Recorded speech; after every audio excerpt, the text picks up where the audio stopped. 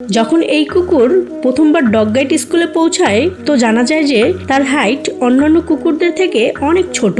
Inspector তাকে দেখছিল, তাই সে সোজা হয়ে দাঁড়িয়ে যায় আর তার কান যতটা উপরে উঠানো যায় ততটা উঠিয়ে নেয়, যার কারণে সে স্কুলে অ্যাডমিশন পেয়ে যায়। হাইট কম হওয়ার কারণে তাকে সবসময় বিভিন্ন ধরনের সমস্যা মোকাবিলা করতে হয়। পড়ার সময় অনেক কষ্ট করে সে টেবিল পর্যন্ত পৌঁছাতে পারে, কিন্তু প্রতিবার চেষ্টার পরও সে নিচে পড়ে যেত।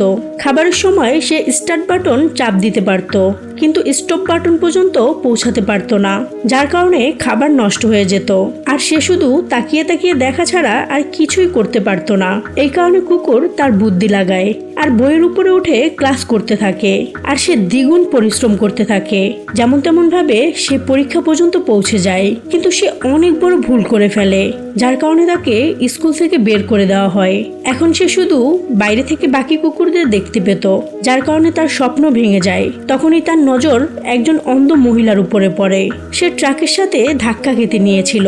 কুকুর তার সর্বোচ্চ শক্তি দিয়ে দৌড়ায় আর মহিলাকে নিরাপদে রাস্তা পার করিয়ে দেয়। প্রিন্সিপাল তার সাহসিকতাকে দেখছিল, এই কারণে তাকেও অ্যাওয়ার্ড দেওয়া হয়।